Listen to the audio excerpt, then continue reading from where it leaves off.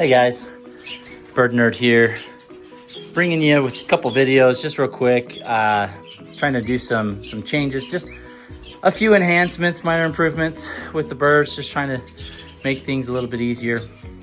If you guys saw my short videos on YouTube earlier, I've mentioned that I have a brand new species coming, and it's a ground dwelling species. And so I'm actually doing a few different little changes here just to bring in some different substrates. I've got a cement floor, but I'm gonna do some sand and then kind of a little corner tote of some dirt, which will be fun. I'm sure you guys potentially could guess what I'm doing or what birds I'm bringing in. I haven't said what they are just yet, but we just shielded off that area, and then we're putting a divider here, and we're gonna fill that area up with sand. And then we're gonna take this corner here, and we're gonna do some dirt. I'm gonna put a potted plant right there, just to add a little bit of cover. This will be our temporary holding space for these birds. Eventually, I would like to migrate them to the big area and in the summer times out in the aviary for people to see just how incredibly beautiful they are and how they look. So just bringing you along, just cutting up some boards here, trying to get some stuff put together. Hopefully you guys enjoy.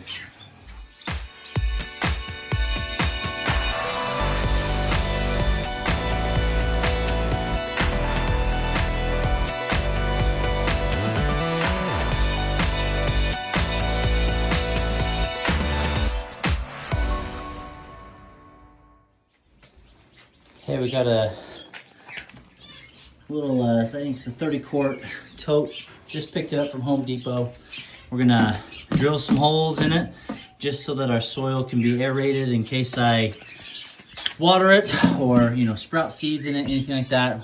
I'm mostly using this as a dust bath. Same with the sand that we just got put in. But I might also use it to put mealworms in every once in a while to encourage the birds to forage for food. Maybe I'll throw some sprouted seeds or some seeds in there and try and sprout them. I mean, we're gonna kind of utilize this in a few different ways, but I want to put some holes in there just to make sure it drains good and the water doesn't sit in the bottom and get dirty and then it kind of ruins everything. So we're gonna do that. Again, we've got the cement base there. That's where we're gonna put it. We've got the little blocks around it.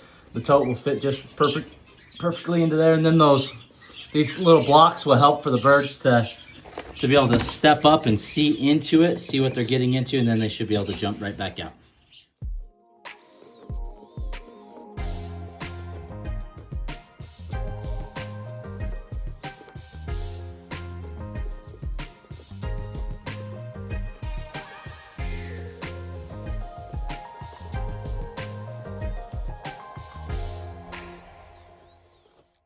Okay, just like that. And that should fit right down in there just perfectly, like so. And then we just picked up some raised soil dirt. So this is just dirt, does not have any fertilizer in there. You don't want the fertilizer balls. If you're gonna get dirt from here or from any of your local stores, just make sure that it's soil dirt and not fertilized dirt like potted soil, things like that. Because if the birds eat those fertilizer balls, they will get sick and it'll do more damage than it will good. So just make sure you've got a good clean soil that does not have fertilized items in them. All right, guys, so we got it all finished. So we've got a tote there that they can do their dust baths in, their dirt baths. Got a few papers around. I've got the aspen shavings material here. It's probably gonna be pretty messy. So I actually think I'm gonna change this out before the birds come. And I might just keep it the cement bottom like what you see here. And then that way it'll be easier for the dirt and the sand not to get contaminated with the aspen shavings. But for right now, we're gonna do it how it is. But threw in a little plant. We've got a little water catchment thing there for them. I'd actually would love to put in a couple small plants like in the corner of these or even in the sand, something like that. I don't know. we'll play with it down the road, but it at least gives us some options. So we've got a nice space to come in, and this will be their holding quarters for the next few months. And then probably May, June time, once it starts to get warmer, we will transition out to the big aviaries, and they will have, I'm debating on if I want to do like some sort of an entrance hole where they can come in and out, or if we just let them hang out outside for a good portion of the summer and we'll just put their food and water and stuff out there. Or, you know, still trying to figure out that piece out, current state, but they at least have a really nice enclosure to themselves. They will be sharing it with my plum heads.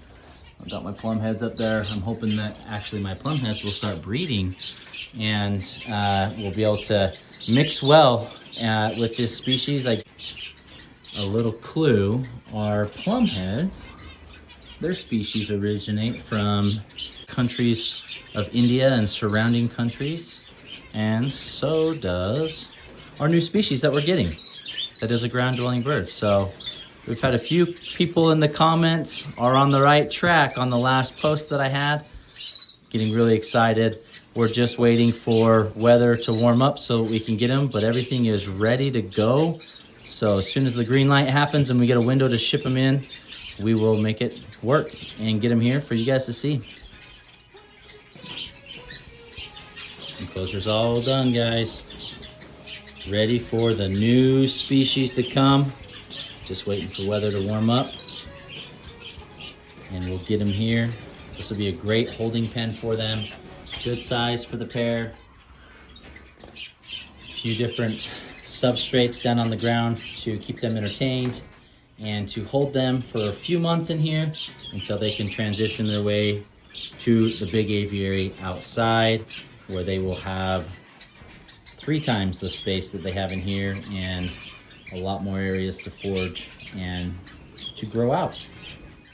Getting super excited, guys.